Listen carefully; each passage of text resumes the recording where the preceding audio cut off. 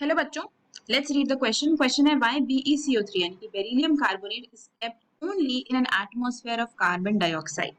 Beryllium carbonate को carbon dioxide के environment में ही या एटमॉस्फेयर में ही क्यों रखते हैं।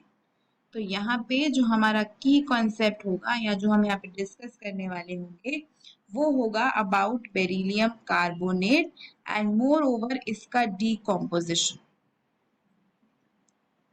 राइट, अब देखो क्या होता है, आपका जो बेरिलियम कार्बोनेट होता है ना वो अनस्टेबल होता है।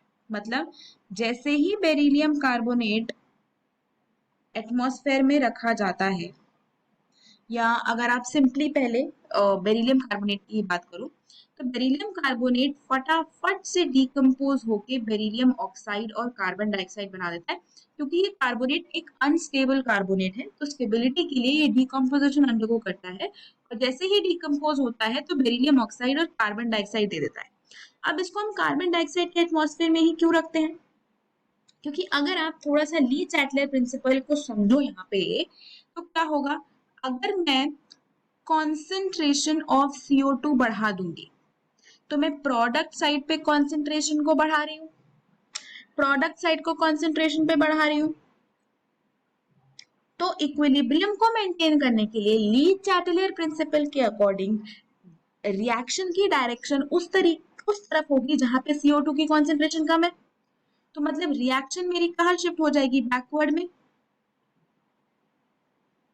तो अगर मैं CO2 की कॉन्सेंट्रेशन को बढ़ाती हूँ तो ऐसा होने पे जो मेरी डायरेक्शन है रिएक्शन की वो बैकवर्ड हो जाएगी। मतलब वो ऐसी डायरेक्शन पे जाना चाहेगी जहाँ पे CO2 की कॉन्सेंट्रेशन कम हो, जो कि ऑपोजिट डायरेक्शन है, बैकवर्ड डायरेक्शन है।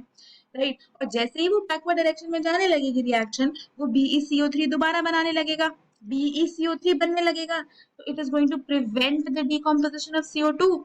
तो यहाँ पे जो हमारा कॉन्सेप्ट है वो बेस्ड है ली चैटलर्स प्रिंसिपल पे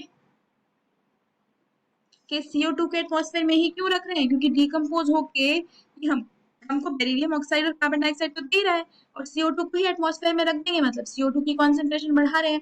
और जैसे ही वो बढ़ाएंगे according to the Le Chatelier principle reaction हमारी उल्टी चली जाएगी, जहां पे उस डायरेक्शन में जाएगी जहां पे CO2 की कॉन्सेंट्रेशन कम हो, ताकि इक्विलिब्रियम मेंटेन हो सके। एक जगह ज्यादा भार हो गया है तो बैलेंस करने के लिए दूसरी जगह तो जाना पड़ेगा ना। तो इसीलिए ऑपोजिट डायरेक्शन में ये आपकी रिएक्शन शिफ्ट हो जाएगी, जिसकी वजह से BeCO3 बनने लगेगा और उसकी डिकम्पोजिशन प्रिवेंट होती जाएगी। तो कॉन्सेंट्रेशन ऑफ CO2 के बढ़ने से क्या हो जाएगा, प्रिवेंशन ऑफ डिकम्पोजिशन